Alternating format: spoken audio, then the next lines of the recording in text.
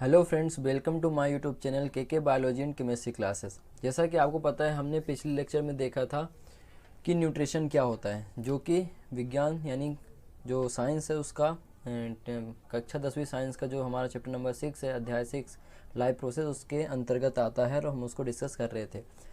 आज हम उसके आगे बात करेंगे। उससे पहले यानी आज हम बात करेंगे ह्यूमन न्यूट्रिशन की, यानी ह्यूमन में किस प्रकार से, मानव में किस प्रकार से पोषण होता है। उससे पहले हम जल्दी से एक बार रिव्यू करना चाहते हैं कि हमने पिछले लेक्चर में क्या क्या पढ़ा था। तो आइए देखते हैं। सबसे पहले हमने देखा था कि जय प्रक्रम यानी कि न्यूट्रिशन क्या होता है। तो हमने देखा था कि हमारी बॉडी को जीवित रखने के लिए अब कोई भी चीज़, हमारी बॉडी में कोई भी डिस्टर्बेंस को मेंटेन, यानी अनुरक्षण का मतलब क्या था, मेंटेनेंस करने के लिए जो भी प्रक्रम होते हैं उनको हमने देखा था कि जय प्रक्रम सामान्य भाषा में कहा जाता है। फिर हमने देखा था कि जय प्रक्रम के अंतर्गत कौन कौन आते हैं। तो जनरली काफ़ी चीज़ें हैं, बट उनमें से जो चैप्टर के अंदर दिया गया है वो न्यूट्रिशन दिया गया है, श्वसन दिया गया है, परिसंचरण दिया गया है और उत्सर्जन दिया गया है। तो हमने इन में से पहले हम पोषण के बारे में बात कर रहे हैं। अब हम बात कर रहे हैं कि पोषण क्या होता है। तो हमने देखा था कि बाहर से जो भी हम अपने जिंदा रखने के लिए, अपने आप को जीवित रखने के लिए जो और ऊर्जा लेने के, ऊर्जा प्राप्त करने के लिए क्या करते हैं, वो कार्बोहाइड्रेट, प्रोटीन, वसा, विटामिन्स और जल, इन चीज़ों का हम क्या करते हैं, सेवन करते हैं या फिर भोजन के रूप में लेते हैं। तो उसे हम क्या कहते हैं, पोषण कहते हैं।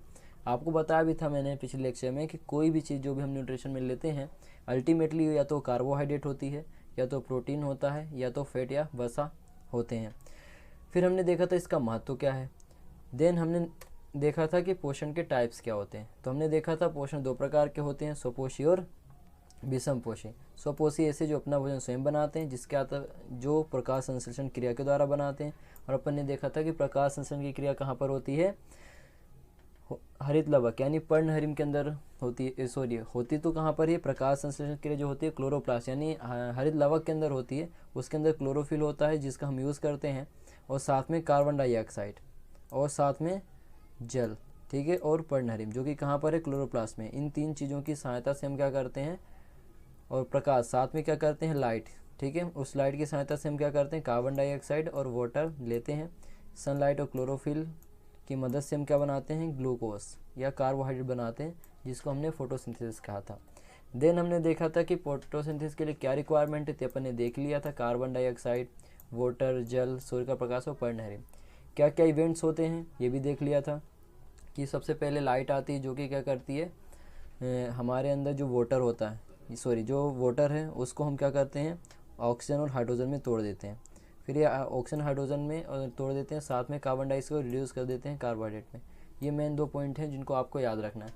फिर आता है कहाँ पर होती है, तो अभी बताया प्रकाश संश्लेषण की हरित लवक यानी कि कहाँ पर होती है, क्लोरोप्लास्ट के अंदर होती है। क्लोरोप्लास्ट में क्या है ऐसा खास है, तो क्लोरोप्लास्ट में क्या है, पिगमेंट है, एक वर्णक है जिसका नाम है पर्णहरिम। ये मेंटेन करवाता है फोटोसिंथेसिस की क्रिया को, ठीक है। चलिए फिर नेक्स्ट आता है, इसके आगे हमने देखा था स्टोमेटा क्या होते हैं। तो छोटे छोटे छिद्र होते हैं पत्तियों के अंदर, उसको स्टोमेटा कहते हैं, जो कि क्या करते हैं, चीज़ों को वाष्पोत्सर्जन का काम करते हैं और साथ में गैसों का विनिमय करते हैं। ये दो मेन काम है इसके, जो कि ऑब्जेक्टिव में आपसे पूछा जा सकता है। देन हमने देखा था हेटरोट्रोपिक न्यूट्रिशन यानी कि विषमपोषी पोषण। विषमपोषी में हमने देखा था कि 4 टाइप के होते हैं। एक होता है परजीवी, एक होता है सहजीवी, यानी परजीवी यानी जो दूसरों से भोजन लेते हैं और उसको साथ में नुकसान, ये की फीचर है इसका कि वो नुकसान पहुंचाएंगे। लेते तो सभी हैं, जितने भी हेटरोट्रोप्स होंगे सभी दूसरों से भोजन लेते हैं, बट ये क्या करता है, मेनली नुकसान पहुंचाने का काम करता है। देन इसके आगे हमने देखा था कि मृतोपजीवी क्या होते हैं। तो हमने देखा था कि ऐसे पौधे जो अपने लिए भोजन लेते हैं किससे, सड़े गले पदार्थों से, डेड चीज़ों से जो मर गए, ठीक है, डेड है, उससे लेते हैं, तो उनको हम क्या बोलते हैं, मृतोपजीवी कहते हैं। अब भी इसके बाद आता है कीटभक्षी। तो हमने देखा था कि ऐसे पौधे जो अपने भोजन के लिए कीटों को खाते हैं, कीटों का भक्षण करते हैं, उन्हें हम क्या कहते हैं, कीटभक्षी पौधे करते हैं। और ये ऐसा क्यों करते हैं, तो ये नाइट्रोजन की कमी को पूरा करने के लिए करते हैं, जिसका सबसे अच्छा एग्जाम्पल था घटपर्णी। क्या करता है आपको पता है, इंसेक्ट इसके अंदर बैठता है तो ये अंदर गिर जाता है, और ये जो यहाँ पत्ती है इसको पर्णाधार कहते हैं। ये क्या करते हैं, इसको ब्लॉक कर देता है, बंद कर देता है, और वो पाचक एंजाइम की सहायता से यहाँ पर डाइजेस्ट हो जाता है। इसके बाद वापस जो पर्णाधार है, जो ये लीफ लाइक स्ट्रक्चर है, ये वापस से ओपन हो जाती है। फिर इसके बाद हमने देखा था जंतुओं में पोषण। तो हमने देखा था कि जंतुओं में पोषण कितने तरीके का हो सकता है, 3 तरीके का। मृतोपजीवी वही है जो जैसा पौधों के अंदर अपन ने देखा था। परजीवी क्या होते हैं, जो अपने दूसरों से न्यूट्रिशन लेते हैं, ये भी आपको पढ़ा चुका है। बट ये यहाँ पे याद रखना कि ये 2 टाइप इनके आंशिक और पूर्ण नहीं, बल्कि क्या है, बाह्य परजीवी और आंतरिक परजीवी। ऐसे जीव जो बाहर रह के न्यूट्रिशन लेते हैं, ठीक है, जैसे मच्छर वगैरह हो गए, खटमल हो गया। और ऐसे जीव जो होस्ट के यानी शरीर के अंदर जिसको नुकसान पहुंचाने वाले हैं, ये उसके अंदर हैं, तो इसको हम बोलते हैं आंतरिक परजीवी कहते हैं। ठीक है, चलिए इसके अंदर कौन आता है, एस्केरिस और प्लाज्मोडियम। जो कि एस्केरिस कॉमन है, ये इन्फेक्शन कराता है हमारे स्मॉल इंटेस्टाइन के अंदर, ठीक है, जिससे हमें क्या होता है कि पेट के अंदर दर्द होता है, ये एस्केरिस के कारण होता है। नेक्स्ट हम बात करते हैं होलोजोइक न्यूट्रिशन, ये पूर्णभोजी। तो हमने ये देखा था कि ऐसे जीव जिसके अंदर डेवलप सिस्टम पाया जाता है पाचन तंत्र का, यानी उनके अंदर 5 प्रोसेस होती हैं। भोजन का अंतर्ग्रहण होता है, पाचन होता है, ठीक है, अवशोषण होता है, स्वांगीकरण होता है, और साथ में क्या होता है, बहिक्षेपण। तो उसको हम बोलते हैं पूर्णभोजी यानी होलोजोइक न्यूट्रिशन। तो 5 क्रियाएं हैं, अंतर्ग्रहण, पाचन, अवशोषण, स्वांगीकरण और बहिक्षेपण। क्या होता है अपन ने डिस्कस कर लिया है। अब हम बात करें आगे, हमने क्या देखा था कि अमीबा में पोषण किस तरीके का होता है। तो हमने देखा था फेगोसाइटोसिस विधि के द्वारा होता है। किससे होता है, फेगोसाइटोसिस विधि के द्वारा होता है। ठीक है, कैसे करता है, तो ये पूरा मेथड है डायग्राम का, जो कि आपको बोर्ड एग्जाम में काफ़ी पूछा जाता है। तो आपको ये ध्यान रखना है, जो कि मैंने पिछले लेक्चर में काफ़ी डिटेल में समझाया है, आप एक बार उसको देख सकते हो यदि आपने नहीं देखा है। नेक्स्ट हम बात करने वाले हैं, जो कि आज के लिए नया, लेक्चर के लिए नया है, जो हमने अभी तक बात नहीं करी है। यहाँ से हमें लेक्चर को स्टार्ट करना था, बट हमने सोचा कि एक बार आपको रिव्यू कर देते हैं। तो आज हम बात करने वाले हैं मनुष्य में पाचन की, कि मनुष्य में पाचन किस तरीके से होता है। यानी अब हम देखने वाले हैं कि हमारे अंदर पाचन कैसे होता है। तो पाचन को समझने से पहले हमें ये चीज़ जानना ज़रूरी है कि हमारे जो पाचन तंत्र है, डाइजेस्टिव सिस्टम है, उसके अंदर क्या क्या चीज़ें हैं। तो ये चीज़ को हमें देखना पड़ेगा। तो क्या क्या चीज़ें हैं, तो सबसे पहले हमें ये पता होना चाहिए कि हमारे अंदर डाइजेस्टिव ग्लैंड्स हैं। यानी जो हमारा डाइजेस्टिव सिस्टम है, पाचन तंत्र है, उसके अंदर काफ़ी चीज़ें हैं। डाइजेस्टिव सिस्टम में काफ़ी चीज़ें हैं। पहला होता है कि डाइजेस्टिव ग्लैंड्स कौन कौन सी है, डीजी मतलब डाइजेस्टिव ग्लैंड की हम बात कर रहे हैं। डाइजेस्टिव ग्लैंड हो सकता है। डाइजेस्टिव ऑर्गन देखेंगे कि कौन कौन से डाइजेस्टिव ऑर्गन हैं। और फिर अपन ये देखेंगे डाइजेस्टिव प्रोसेस, कि कौन कौन सी डाइजेस्टिव प्रोसेस देखने को मिलती हैं। तो डीजी मतलब क्या हुआ कि डाइजेस्टिव ग्लैंड यानी पाचक ग्रंथियाँ, ठीक है। डाइजेस्टिव ऑर्गन, डीओ यहाँ पे होना चाहिए, डाइजेस्टिव ऑर्गन। और होता है फिर digestive process, DP, digestive process, यानी पाचन क्रिया कैसे होती है। तो पाचन क्रिया समझने से पहले कि हमारे अंदर न्यूट्रिशन कैसे लिया जाता है, वो कैसे टूटता है, कैसे डाइजेस्ट होता है, फिर हम उसका यूज़ कैसे करते हैं, तो इन सभी बातों को समझने से पहले हमें ये पता होना चाहिए कि उसके अंदर क्या क्या रिक्वायरमेंट है, क्या क्या चीज़ें चाहिए। तो सबसे पहले हमारी बॉडी में क्या है, डाइजेशन को कराने के लिए जो मदद करता है वो कौन होती है, पाचक ग्रंथियाँ, और साथ में कौन होते हैं, पाचक ऑर्गन। तो अपन पहले सबसे पहले हम बात करने वाले हैं डाइजेस्टिव ग्लैंड्स की, जो हमारे डाइजेशन में मदद करने वाले हैं। तो सबसे पहले जो ग्लैंड आती है वो आती है कौन सी, लार ग्रंथि, स्लाइवरी ग्लैंड। सबको पता होगा कि ये स्लाइवरी ग्लैंड कहाँ पाई जाती है, हमारे मुख में पाई जाती है। तो हमारे मुख में क्या होता है, 3 जोड़ी लार ग्रंथियाँ पाई जाती हैं, जिनसे क्या निकलता है, लार का स्रावण होता है, जिससे क्या निकलता है, लार निकलता है। और ये लार के अंदर खास बात ये है, जो हाईलाइट किया है पूरे ऑब्जेक्टिव में, काफ़ी एग्जाम में पूछा जाता है कि लार के अंदर कौन सा एंजाइम पाया जाता है। तो आपको याद रखना है कि लार में एमाइलेज एंजाइम पाया जाता है, जो क्या मदद करता है आगे डिटेल में पढ़ेंगे, बट यहाँ पे आपको एक पॉइंट अभी से रिव्यू कर लेते हैं कि ये कार्बोहाइड्रेट के डाइजेशन में मदद करता है। अब ये कार्बोहाइड्रेट का डाइजेशन कैसे करता है, ठीक है, इसको यदि आप समझना चाहते हैं तो आप देख सकते हैं कि जो कार्बोहाइड्रेट होता है, जिसका जनरल फॉर्मूला हम बोलें क्या होता है, C6H12O6 या ग्लूकोज बोल सकते हैं, सॉरी ग्लूकोज नहीं, कार्बोहाइड्रेट होता है, कार्बोहाइड्रेट ही होता है। और कार्बोहाइड्रेट को एक किस में कन्वर्ट कर देता है, माल्टोज के अंदर, माल्टोज, ठीक है। तो कार्बोहाइड्रेट को कन्वर्ट करने वाला है माल्टोज में कौन, ये टाइलिन एंजाइम, इसलिए काफ़ी इंपॉर्टेंट एंजाइम है, ठीक है। तो आप इसको याद रखेंगे। देन जो ग्लैंड आती है वो होती है जठर ग्रंथि यानी गैस्ट्रिक ग्लैंड। जठर ग्रंथि, ध्यान रखना है कि जो अमाशय होता है आप हमारे शरीर में, उस अमाशय को हम जठर भी कहते हैं। तो इसलिए क्योंकि अमाशय में पाया जा रहा है, इसलिए इसको हम जठर ग्रंथि कहते हैं। तो अमाशय की दीवार पर जो ग्रंथियां पाई जाती हैं उनको हम जठर ग्रंथि यानी कि गैस्ट्रिक ग्लैंड कहते हैं। क्योंकि जनरली भाषा में हम, सामान्य भाषा में अमाशय को क्या कहते हैं, जठर कहते हैं। तो इससे उसका नाम पड़ा है क्या, गैस्ट्रिक ग्लैंड। ये कहाँ पर पाई जाती है, अमाशय की दीवार में पाई जाती हैं। और इनके अंदर जो स्त्राव होता है, यानी ये सब मिल के जितने भी ग्लैंड्स हैं, जठर ग्रंथियाँ ग्रुप्स हैं, ऐसा नहीं पर्टिकुलर एक ग्लैंड है। जठर ग्रंथि एक पूरी ग्रुप का नाम दिया गया है, जितनी भी ग्लैंड आमाशय की दीवार में पाई जाती हैं। तो उसके अंदर जो सिक्रीशन निकलता है इन ग्लैंड से, उनको हम कॉमन भाषा में क्या कहते हैं, जठर रस, यानी गैस्ट्रिक जूस। गैस्ट्रिक जूस का सिक्रेशन करती है कौन, गैस्ट्रिक ग्लैंड। अब जठर रस के अंदर यानी गैस्ट्रिक जूस जो होता है उसके अंदर क्या क्या होता है, तो सबसे पहला जो मेन चीज़ है HCl होता है, पेप्सिन होता है। ये ऑब्जेक्टिव में पूछे जाते हैं कि आमाशय की दीवार में जो ग्लैंड पाई जाती है वो कौन सी है, तो जठर ग्रंथि है। उससे क्या निकलता है, तो याद रखना आपको HCl, ठीक है, पेप्सिन, रेनिन, जठर म्यूसिन, ये सारी चीज़ें यानी ये सारे एंजाइम्स कहाँ से निकलते हैं, जठर ग्रंथि से निकलते हैं। ये क्या करते हैं, तो जितने भी एंजाइम है, जैसे HCl हो गया, HCl हालांकि एंजाइम नहीं है, केमिकल है जो हमारी बॉडी के अंदर आमाशय की दीवार से निकलता है।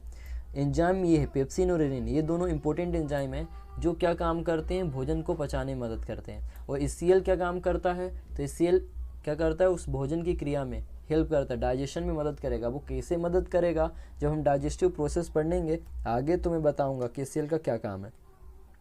बट अभी याद रखना आप कि पेप्सिन और रेनिन मेन है जो भोजन का पाचन करते हैं, और साथ में जो HCl है वो क्या करता है, उसकी हेल्प करता है। अब हम बात करते हैं इसके अंदर एक चीज़ और निकल रही है जो है जठर म्यूसिन।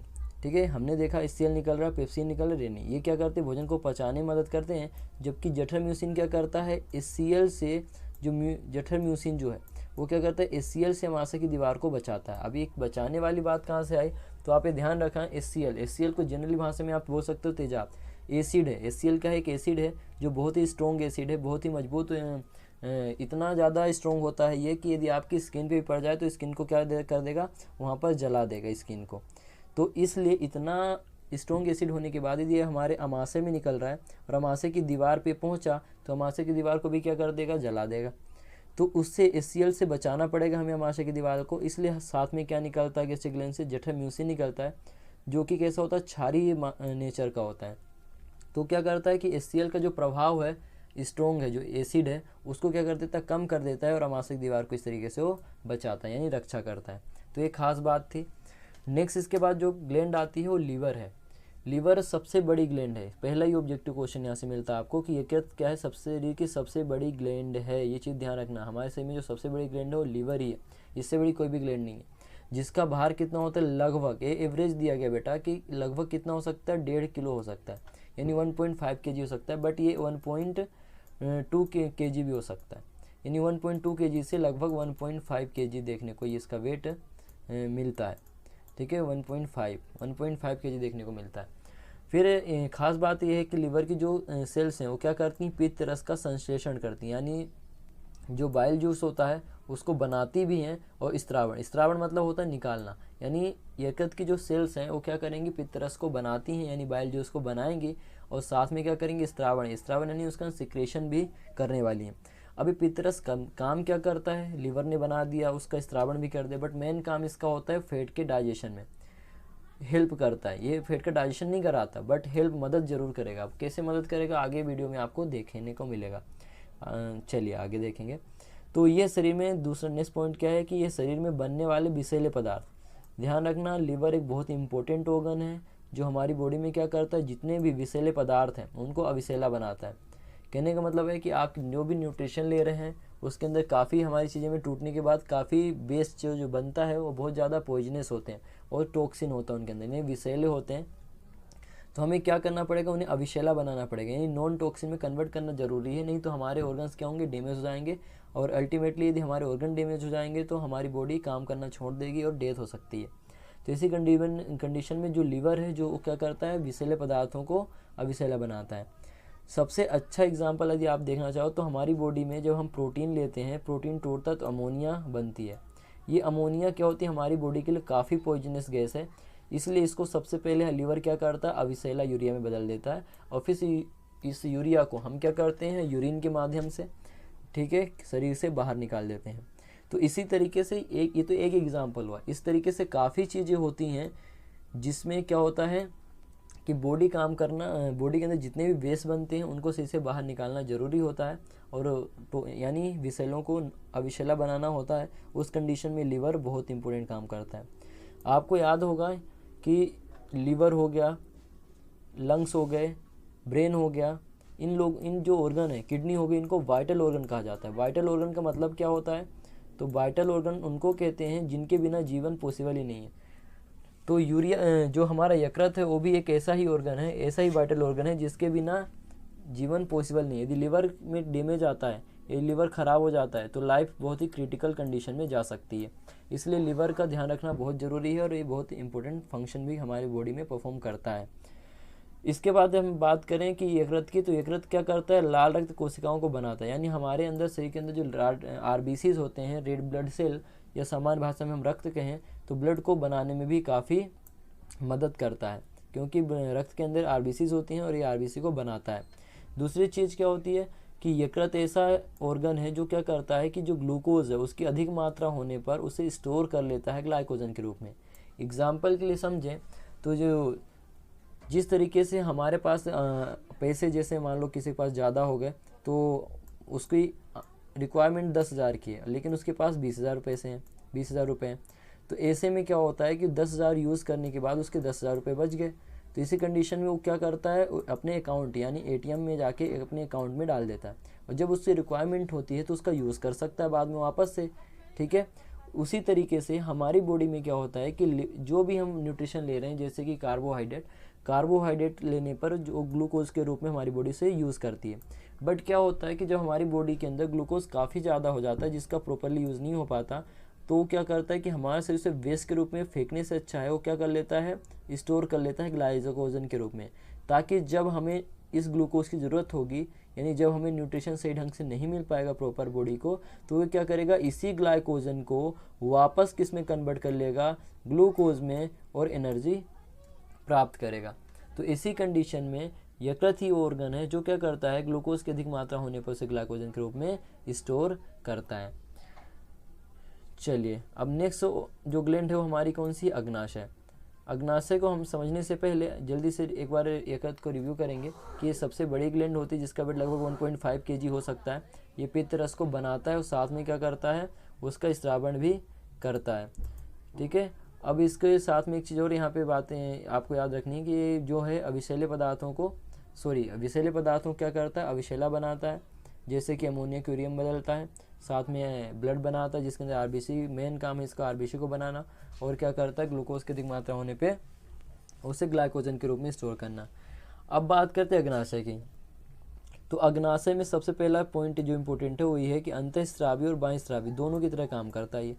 अब अंतःस्रावी बाह्यस्रावी का मतलब ये है कि अग्नाशय के पास जो सेल्स होती हैं दो टाइप की होती हैं, एक होती है एंडोक्राइन, होता है एक्सोक्राइन, अंतःस्रावी और बाह्यस्रावी।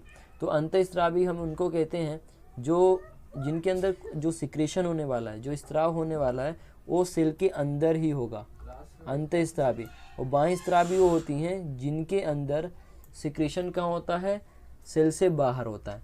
अब बात आती है कि बाहर हो रहा है इसलिए मतलब समझ लो अंदर नहीं हो रहा है, बाहर हो रहा तो समझ लो कुछ डक्ट चाहिए या लाइन, पाइप लाइन जैसे होता है, पाइप लाइन चाहिए या पाइप चाहिए। उसी तरीके से जो बाह्यस्रावी ग्रंथियाँ होती हैं इनके पास पाइप होती है या नली होती है, सिंपल भाषा में कहें, और वो नली से क्या करते हैं, सिक्रेशन को अपने से बाहर छोड़ते हैं। लेकिन अंतःस्रावी के पास ऐसा कोई माध्यम नहीं होता, ऐसी कोई नली नहीं होती, इसलिए जो इनका सिक्रेशन होता है वो बाहर ना होके उनके अंदर ही सिक्रेट होता है। ये दोनों में फ़र्क होता है। तो ये जो अग्नाशय है वो दोनों काम करती हैं, यानी इसके अंदर जो सेल्स हैं उनके पास नली भी है, वो सिक्रेशन को बाहर छोड़ते हैं, उनको अंतःस्रावी बाह्यस्रावी कहते हैं। जबकि ऐसी ग्लैंड्स या ऐसी सेल्स जिनके पास नली नहीं है वो क्या करते हैं, चीज़ों को बाहर स्रावित नहीं करते बल्कि अपने अंदर ही करते हैं, और उनका सिक्रेशन डायरेक्ट ब्लड में जाता है, ना कि किसी डक्ट में, तो उनको हम बोलते हैं अंतःस्रावी। फिर इसके बाद आता है कि जो इसके बाह्यस्रावी भाग हैं वो क्या काम करती है। तो ध्यान रखना है चीज़ कि बाह्यस्रावी काम करेगी किसके अंदर, डाइजेशन में, और लेकिन अंतःस्रावी काम करती है हार्मोन्स में। बेटा ये चीज़ मैं नेक्स्ट क्लास में तुम्हें नेक्स्ट चैप्टर जो है आएगा एंडोक्राइन सिस्टम, उसके अंदर बात करूँगा। तो इसका जो मेन पार्ट है इस चैप्टर में वो कौन सा है, बाह्यस्रावी है, क्योंकि यहाँ पर जो बाह्यस्रावी से वो क्या निकालता है, एंजाइम, जो कि भोजन में को पचाने में मदद करते हैं। बट अंतःस्रावी से क्या निकालता है, हार्मोन निकालता है, इंसुलिन और ग्लूकागोन। ये दोनों क्या करते हैं, ब्लड के अंदर शुगर लेवल मेंटेन कराते हैं, ब्लड के अंदर क्या कराते हैं, शुगर लेवल को नॉर्मली मेंटेन कराते हैं। तो ये जो दोनों काम हैं, एक अंतःस्रावी और एक बाह्यस्रावी, ये दोनों काम करते हैं कौन, पेंक्रियास। इसलिए काफ़ी इंपॉर्टेंट ऑर्गन है ये। ठीक है। अब बाईं स्रावी से क्या एंजाइम निकलते हैं, ट्रिप्सिन, अग्नाशय और लाइपेज, ये 3 एंजाइम मेन है, ठीक है। पहला है एमाइलेज, दूसरा है ट्रिप्सिन और तीसरा होता है अग्नाशय लाइपेज यानी लाइपेज। ये तीनों एंजाइम क्या करते हैं, पाचन की क्रिया में मदद करते हैं, ठीक है। अब बात आती है कि पाचन की क्रिया कैसे कराएंगे, तो नेक्स्ट क्लास में जब हम आगे बात करेंगे कि किस प्रकार से डाइजेशन होता है, उसमें हम इसकी बात करेंगे, ठीक है। चलिए, तो नेक्स्ट क्लास अब आगे बढ़ते हैं, पित्ताशय यानी गॉल ब्लैडर की बात करते हैं। तो पित्ताशय के अंदर, गॉल ब्लैडर के अंदर देखेंगे तो ये जो है पित्ताशय यकृत में बनने वाले पित्त का संग्रहण उसे सांद्रित करता है। सबसे पहले मैं आपको इसकी लोकेशन बता देता हूँ। तो सबसे पहले लोकेशन की कहाँ पर होता है, लिवर के जस्ट नीचे, लिवर से अटैच रहता है, लिवर से लगा हुआ रहता है, जो क्या करता है, यकृत में जो पित्त रस बना था उसको संग्रहित करेगा। संग्रहित यानी जो एक चीज़ आप याद रखेंगे कि जो लिवर से पित्त रस हमने देखा था बना था, वो बनाता तो वहाँ पर है, वहाँ से सिक्रेट भी होता है, बट इतना स्ट्रॉन्ग नहीं होता कि वो काम कर पाए। तो क्या करता है, काम करने लायक बनाने के लिए सबसे पहले उसे हमें कहाँ भेजना पड़ता है, पित्ताशय के अंदर। यानी जो पित्त रस आएगा वो सबसे पहले पित्ताशय में जाएगा और वहाँ स्टोर होगा। साथ में कैसा हो, कंसनट्रेटेड, कंसनट्रेटेड मतलब होता है सांद्र, सांद्र होगा, ताकि वो क्या करे, पाचन की भूमिका यानी वसा के पाचन में मदद करे। जब तक पित्ताशय सांद्र नहीं होगा यानी सांद्र अवस्था में कंसनट्रेटेड नहीं होगा, तब तक वो तब तक वो डाइजेशन में मदद नहीं कर सकता। इसलिए आपको ध्यान रखना है कि वो क्या करे, पाचन में मदद करे, इसीलिए उसको सबसे पहले क्या करना पड़ेगा, कंसनट्रेट करना पड़ेगा। इसीलिए जो पित्त रस होता है वो सबसे पहले बनता कहाँ है, लिवर में बनता है, वहाँ से सिक्रेट होता है और काम करने से पहले वो इस गॉल ब्लैडर के अंदर आता है, पित्ताशय में आता है और वहाँ पे स्टोर हो जाता है। स्टोर होने के बाद उसके कंसंट्रेशन होता है उसका, और इसके बाद क्या होता है कि वो काम करने लायक बनता है। अब कंसंट्रेशन यदि आपको नहीं समझ में आ रहा तो आप एक बात समझ सकते हैं कि जैसे मान लो आप लीवर से निकला कितना, 100 ml, यानी 100 ml कौन निकल रहा है, पित्तरस निकल रहा है। और जैसे ही यकृत में आएगा तो यकृत क्या करता है, इसको 100 ml से कन्वर्ट कर देता है, मान लो किस में अंदर 25 ml में कन्वर्ट कर रहा है। कितना कर रहा है, 25 ml में कन्वर्ट कर रहा है, यानी इसकी मात्रा को क्या कर रहा है, कम कर रहा है। तो ऐसी कंडीशन में क्या होता है कि आप जब इसके अमाउंट को कम करते हुए देख रहे हैं, यानी सोचो जब चीज़ें ज़्यादा अमाउंट में होगी तो उसका जो कंसंट्रेशन होगा यानी काम करने की क्षमता क्या होगी, कम होगी। लेकिन आपने किसी उसी 100 ml को क्या कर दिया, कंसंट्रेट कर दिया, यानी इतना समझ लो उसके अंदर जो वाटर की क्वांटिटी है वो क्या हो जाती है, कम हो जाती है, और उसके अंदर जो एंजाइम की क्वांटिटी है वो ज़्यादा होती है, बढ़ जाती है, यानी अब वो प्रॉपरली अच्छे से काम कर सकता है। इसलिए कंसंट्रेशन पित्तरस का होना ज़रूरी है। इसके बाद जो हमारी नेक्स्ट टॉपिक आता है वो आता है डाइजेस्टिव ऑर्गन। वो कौन आता है, डाइजेस्टिव ऑर्गन की। उससे पहले जल्दी से हम डाइजेस्टिव ग्लैंड की एक बार रिव्यू कर लेते हैं, ठीक है। आइए, तो हमने देखा कि मनुष्य में जो डाइजेशन की प्रोसेस उसमें सबसे पहले जो आता है डाइजेस्टिव ग्लैंड्स आती हैं, जिसके अंदर लार ग्रंथि पहली है, यहाँ से माइलेज निकलता है, जो लार के अंदर उपस्थित होता है। जठर ग्रंथि कहाँ होती है, अमाशय के अंदर होती है, जो HCl, पेप्सिन, रेनिन और जठर म्यूसिन निकालती है। इसके बाद जो नेक्स्ट है, यहाँ पे सीक्वेंस थोड़ा सा गलत हो गया है, आप इसको करेक्ट कर लेंगे। ये फर्स्ट नहीं तीसरा है, और अग्नाशय चौथा और पित्ताशय पांचवा है। यकृत पित्तरस को निकालता है, अग्नाशय क्या करता है, एंजाइम्स निकालता है जैसे ट्रिप्सिन, एमाइलेज और साथ में लाइपेज। इसी तरीके से अंतःस्रावी भाग से ग्लूकागोन और इंसुलिन निकलता है, ये हार्मोन है जो शुगर लेवल को मेंटेन करते हैं। फिर पित्ताशय क्या करता है, तो पित्तरस को सांद्रित करता है, संग्रहण करता है और सांद्रित करता है, जो कि वसा के पाचन में इंपॉर्टेंट भूमिका निभाता है। अब हम बात करते हैं डाइजेस्टिव ऑर्गन की। यदि हम डाइजेस्टिव ऑर्गन की बात करने जाएं तो सबसे पहले जो ऑर्गन है वो क्या आता है, माउथ। तो अभी माउथ, आप सबको पता है कि माउथ के अंदर क्या क्या प्रेजेंट होते हैं। तो माउथ के अंदर दांत प्रेजेंट होता है, जो क्या करता है, भोजन को चबाने में और उसके छोटे छोटे कणों में तोड़ने में मदद करता है। इसी तरीके से मुख में लार ग्रंथियाँ होती, मैं आपको बता के आया हूँ कि लार ग्रंथि 3 जोड़ी होती है जो मुख में पाई जाती है, और एमाइलेज को निकालती है और कार्बोहाइड्रेट को पाचन में मदद करती है। कार्बोहाइड्रेट को किस में कन्वर्ट करती है, मैंने अभी बताया था कि एमाइलेज कार्बोहाइड्रेट पे काम करता है और उसमें किस में बदल देता है, माल्टोज के अंदर, ठीक है। तो माल्टोज के अंदर बदल देता है, ठीक है। चलिए, इसी तरीके से क्या होती है, टंग होती है, और टंग क्या करती है, भोजन को अच्छे से मिलाने में मदद करती है। ये चीज़ आपको ध्यान रखना है। फिर नेक्स्ट आता है ग्रसनी, फेरिंग्स। ग्रसनी क्या होती है, तो ग्रसनी एक पाइपलाइन है, समझ सकते हो सामान्य भाषा में, जो क्या करती है, हमारे मुख को किससे जोड़ती है, ग्रसिका से, ठीक है। हमारे मुख को ग्रसिका से जोड़ती है। इसके बाद साथ में ये इंपॉर्टेंट बात है कि यह वायु और भोजन दोनों का कॉमन पथ है। यानी कहने का मतलब है कि आप चाहे तो भोजन ले या आप रेस्पायरेशन के लिए ऑक्सीजन लेते हैं, यानी सांस लेते हैं, ये दोनों यानी गैस को भी और भोजन को भी, दोनों इस मार्ग से होके जाते हैं। इसलिए इनको हम क्या कहते हैं, वायु और भोजन दोनों का कॉमन पथ भी कहते हैं। इसी तरीके से जो नेक्स्ट ऑर्गन है वो ग्रस्त क्या होता है, इसोफेगस। ये भी क्या होती है, समझ लो पाइपलाइन ही है। मतलब ये किसको जोड़ती है, ग्रसनी को अमाशय से जोड़ने का काम करती है। तो ये क्या करती है, अमाशय को जोड़ने का काम करती है। इसलिए क्या होगा, ये भोजन को ग्रसनी से लेकर कहाँ पहुँचाएगी, अमाशय के अंदर पहुँचाएगी। और कुछ इसमें कोई खास बात नहीं है, ज़्यादा इंपॉर्टेंट ऑर्गन नहीं है, बट आपको ध्यान रखना है। इसके अंदर काफ़ी कुछ चीज़ें पढ़ने के लिए नहीं है, लेकिन बस इतना है कि ये पाइपलाइन है, एक नली है जो क्या करती है, ग्रसनी को अमाशय से जोड़ती है और वो भोजन को ग्रसनी से अमाशय तक पहुंचाने में मदद करती है। इसी तरीके से जो नेक्स्ट ऑर्गन वो हमारा अमाशय है, स्टमक है। यदि हम अमाशय की बात करते हैं तो यह जे आकार का थैलीनुमा संरचना है, यानी बैग लाइक स्ट्रक्चर होता है, थैलीनुमा संरचना, और कैसा जे शेप का होता है। और इसमें अंदर भोजन लगभग, जब आप किसी भोजन को ग्रहण करते हो तो लगभग 2 से 3 घंटे वो कहाँ पर होता है, अमाशय के अंदर ही उपस्थित होता है। आपको मैं बता चुका हूँ अमाशय की दीवार पर कौन सी ग्लैंड होती है, जठर ग्रंथि होती है, जो कि क्या करती हैं, एंजाइम्स निकालती हैं, ठीक है, HCl निकालती हैं, जठर म्यूसिन निकालती हैं। एंजाइम के अंदर पेप्सिन और रेनिन होता है, ये दोनों बहुत इंपॉर्टेंट है, बार बार बोल रहा हूँ मैं। उसी तरीके से क्या करते हैं, तो अभी बता क्या हूँ, HCl, पेप्सिन, रेनिन, ये भोजन को पचाने में मदद करेंगे, और साथ में कि जठर म्यूसिन क्या करेगा, HCl से मासिक दीवार को बचाएगा। तो कुछ नहीं, ऑर्गन है, इसके अंदर ग्लैंड होती है। इसको अपन ने ग्लैंड के जब गैस्ट्रिक ग्लैंड पढ़ी तब भी सारी बातें डिस्कस करी हैं, ठीक है। चलिए नेक्स्ट जो ऑर्गन आता है वो छोटी आंत है। छोटी आंत कैसी होती है, सी टाइप का है, यानी सी आकार का संरचना होती है, जो कि आहार नाल का सबसे बड़ा भाग होता है। अभी आहार नाल मैंने थोड़ा सा मिस हो गया था, आप थोड़ा ध्यान रखेंगे कि जो हमारा डाइजेस्टिव ऑर्गन है वो कहाँ से स्टार्ट होता है, माउथ से स्टार्ट होता है, और एंड होता है कहाँ पर, एनस, यानी मुख से स्टार्ट होता है, और मल द्वार, जैसे ये यहाँ पे लिखा हुआ है मल द्वार, गुदा पे एंड होता है। तो जितने भी ऑर्गन्स हैं यदि आप इनको जोड़ दें, माउथ, ठीक है, pharynx, oesophagus, stomach, small intestine, large intestine और रेक्टम और एनस, इन सबको, जितने भी डाइजेस्टिव ऑर्गन हैं, जितने भी पाचन अंग है, यदि आप इन सारे पाचन अंग को जोड़ देते हैं तो उसे हम मिलाकर सामान्य भाषा में आहार नाल कहते हैं। ये चीज़ आप ध्यान रखेंगे। तो आइए देखते हैं। तो छोटी आंत जो है वो आहार नाल की सबसे बड़ा भाग होता है, जिसके अंदर 3 पार्ट्स होते हैं, ड्यूडेनम, जेजुनम और इलियम, ठीक है। और इसमें जो पाचन की क्रिया है, जो मैं आगे पढ़ाने वाला हूँ, ह्यूमन में, मनुष्य में किस तरीके से पाचन होता है, तो ये सबसे लास्ट ऑर्गन है जहाँ पर पाचन की क्रिया देखने को मिलती है। यानी जो लास्ट भोज्य पदार्थों का जो पाचन की अंतिम क्रिया हो वो कहाँ पर ही खत्म होगी, छोटी आंत के अंदर ही खत्म होने वाली है। इसके बाद नेक्स्ट बात करते हैं बड़ी आंत।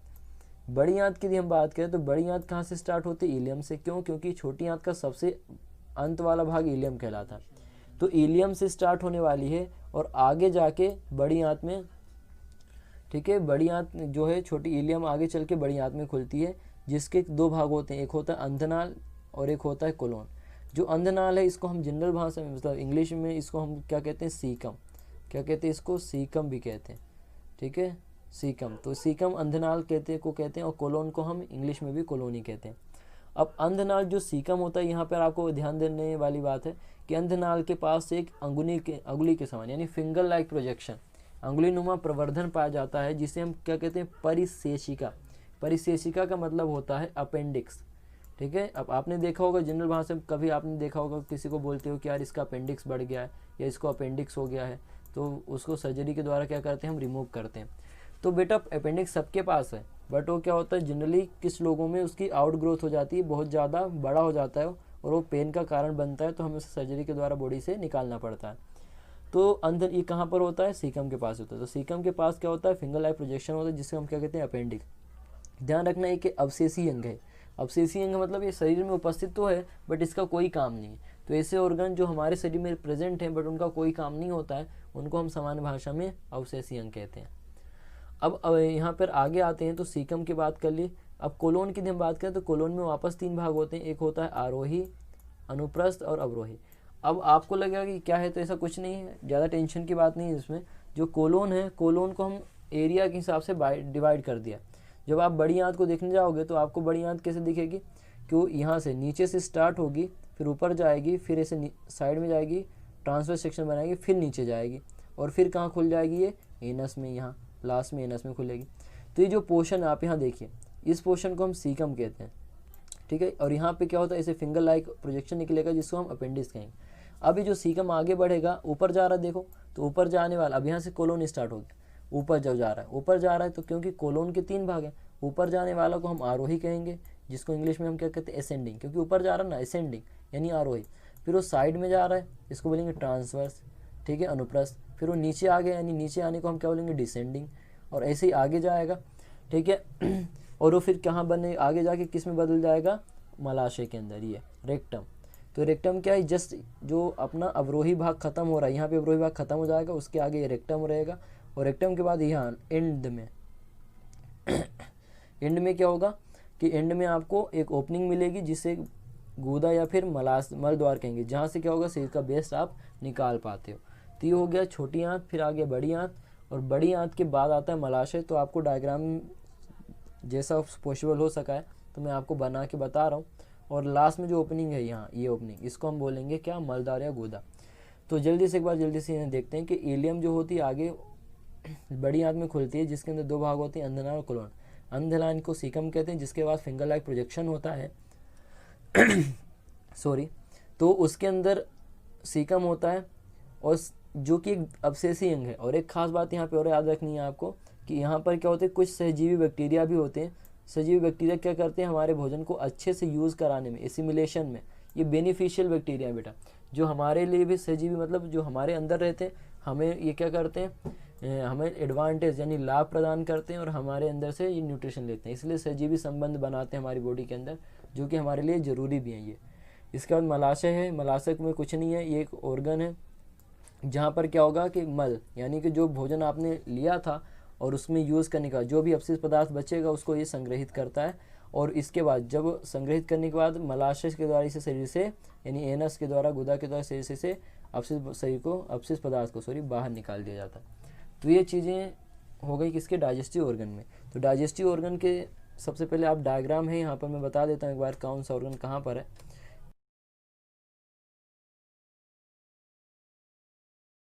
चलिए, तो जैसे कि अपन ने देखा था कि डाइजेस्टिव ऑर्गन के अंदर क्या क्या आता है, तो यहाँ पे आप देख सकते हैं कि सबसे पहला जो चीज़ है वो आता है माउथ। ये माउथ कहाँ पर है, तो आप यहाँ पे देखेंगे नंबर लिखा हुआ, ये पूरा ये जो एरिया है यहाँ पर, ये क्या कहलाता है, माउथ कहलाता है यानी मुख, ठीक है। इसका जो सेकंड है टीथ। अब टीथ अलग से कुछ नहीं है, माउथ के अंदर ही होता है, तो वो बताने की जरूरत नहीं है आप उनको, आप खुद समझदार हो, यहाँ पे दिख रहा है आपको टीथ है ये। इसके बाद स्लाइवरी ग्लैंड, तो ये भी कहाँ पर होता है, माउथ के अंदर ही प्रेजेंट होता है स्लाइवरी ग्लैंड। 3 जोड़ी होते हैं देखो, तो स्लाइवरी ग्लैंड ये देखो आपको नाम लिखा हुआ है यहाँ पर, और इसमें एरो बना हुआ है। तो हालांकि 3 जोड़ी होते हैं, एक कान के पास होती है, और एक हमारी जो जबड़ा होता है उसके नीचे होती है, और एक क्या होती है, गाल के नीचे होती है। तो 3 जोड़ी होते हैं स्लाइवरी ग्लैंड यानी लार ग्रंथियाँ। इसके बाद फोर्स जो है वो हमारा फेरिंग्स है, तो ये यहाँ पे यानी जो मुख को, और ईसोफेगस, ये पूरा ईसोफेगस है इतना, ठीक है, 5वें नंबर ईसोफेगस है। और उसके ऊपर क्या है, ये यहाँ पर ये है स्मॉल इंटेस्टाइन फेरिंग्स, ग्रसनी। तो ग्रसनी और देन ग्रसिका। तो ग्रसनी क्या करती है, मुख को ग्रसिका से जोड़ती है, फेरिंग्स क्या करती है, माउथ को हमारे इसोफेगस से जोड़ती है। उसी तरीके से जो ग्रसनी है, जो ग्रसिका है वो ग्रसनी को अमाशय से जोड़ता है। ये देखो यहाँ अमाशय ये ऑर्गन है, तो अमाशय से जोड़ने का काम किसका है, इसोफेगस का। इसी तरीके से लीवर है, तो ये लीवर क्या एक डाइजेस्टिव ग्लैंड है, ठीक है, और डाइजेस्टिव ऑर्गन के अंदर नहीं आता, ये ग्लैंड के अंदर आता है।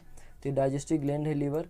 स्टमक जो डाइजेस्टिव ऑर्गन है जो कि क्या करता है, ग्रसिका के जस्ट नीचे होता है, ग्रसिका उससे कनेक्टेड होती है, तो ये लीवर अमाशय है स्टमक। फिर आता है पेंक्रियास। पेंक्रियास क्या है, ग्लैंड है।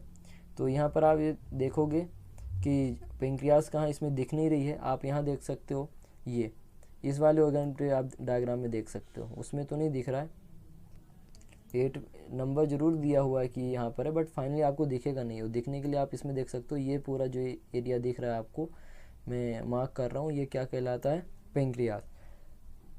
देन अग्नाशय हिंदी में कहते हैं। उसी तरीके से नवा है लार्ज इंटेस्टाइन।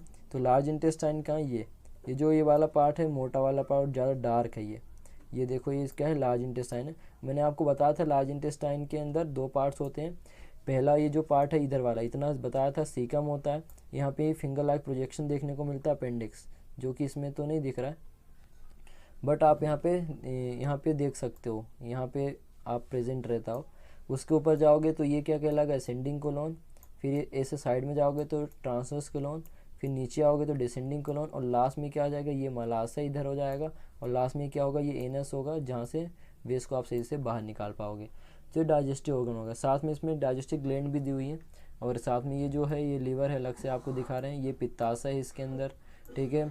और ये क्या है, अमाशय है, और अमाशय के बाद इधर जाओगे तो आपको क्या मिलेगा, स्मॉल इंटेस्टाइन मिलेगी, ठीक है। चलिए, तो ये हो गया डाइजेस्टिव ग्लैंड और डाइजेस्टिव ऑर्गन, यानी पाचन अंग और पाचन ग्रंथियाँ। इस दोनों डायग्राम के अंदर दोनों चीज़ें आपको मैंने बता दी कि डाइजेस्टिव ऑर्गन कहाँ पर है और डाइजेस्टिव ग्लैंड यानी कि पाचन अंग और पाचन ग्रंथियाँ कहाँ पर है।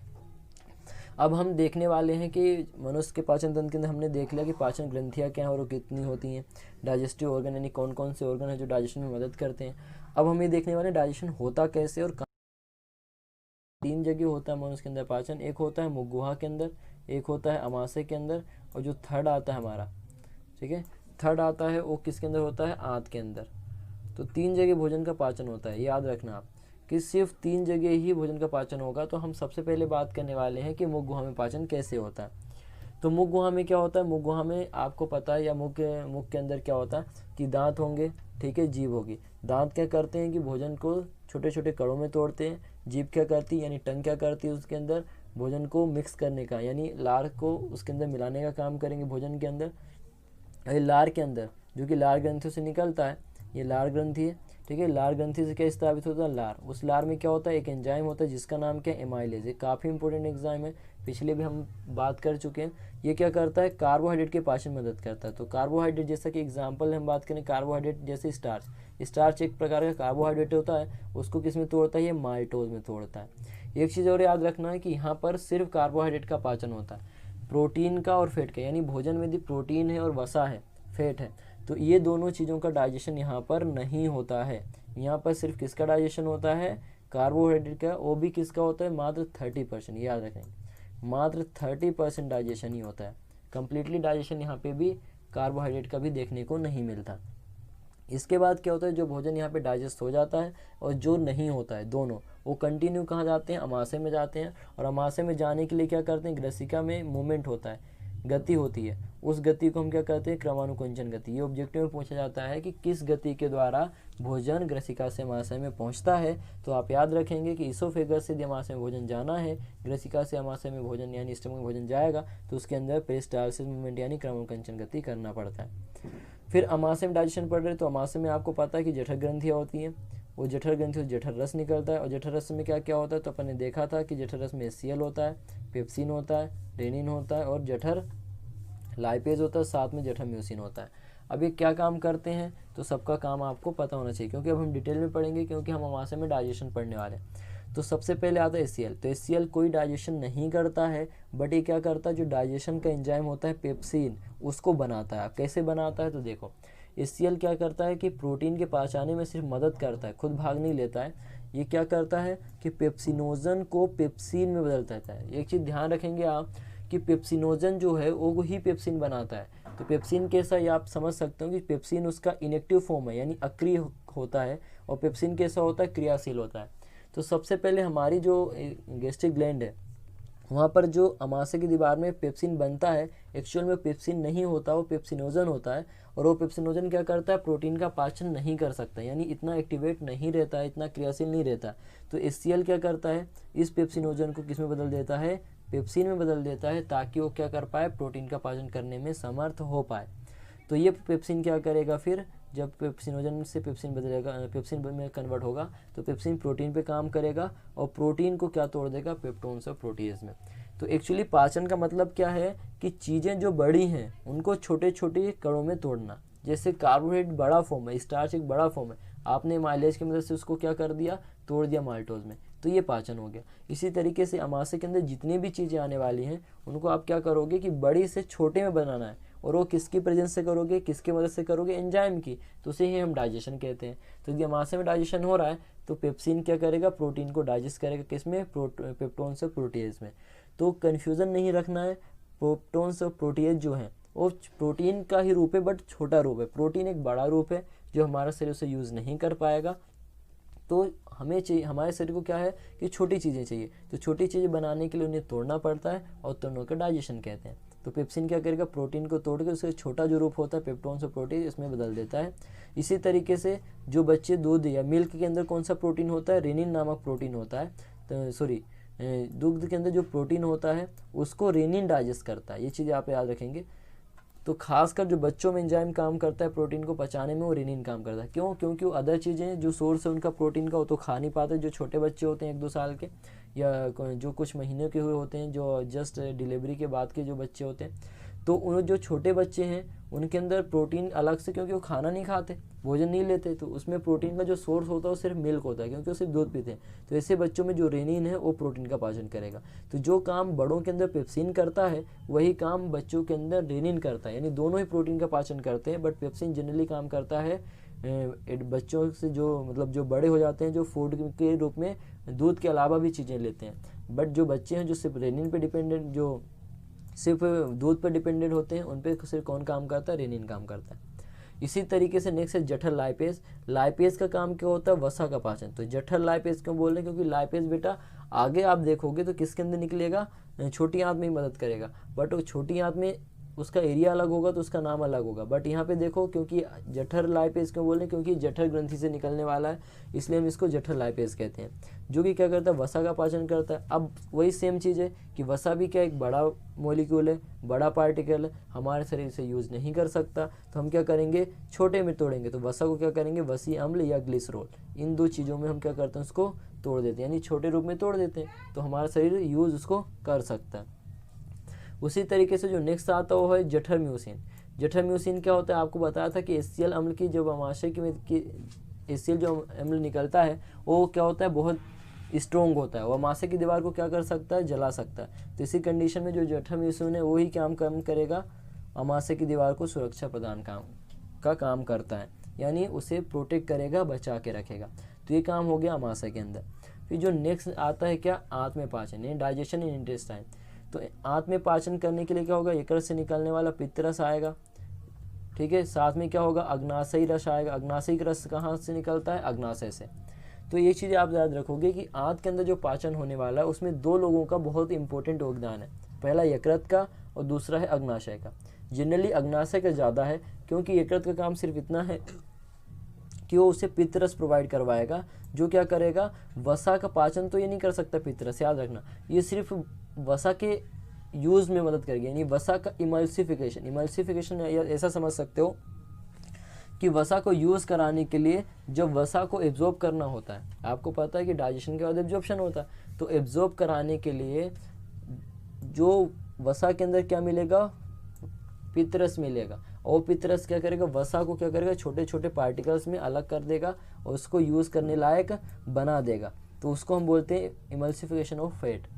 इसी तरीके से अग्नाशयी रस जो है उसके अंदर क्या क्या होता है? एमाइलेज होता है, ट्रिप्सिन होता है और लाइपेज होता है। बट आपको पता है कि अमाशय के अंदर भी लाइपेज निकला था, ठीक है। और एमाइलेज कहाँ पे निकला था? सलाइवरी ग्लैंड से। जो टाइलिन था उसी को हम टाइलिन या अमाइलेज, एक ही चीज़ है, उसके नाम अलग अलग हैं, दोनों एंजाइम एक ही हैं। तो इसको हम यहाँ पे क्या बोल सकते हैं? पेंक्रियाटिक एमाइलेज भी बोल सकते हैं, क्योंकि ये पेंक्रियास से निकलता है। और जो वहाँ पर हम देख रहे थे, कहाँ पर?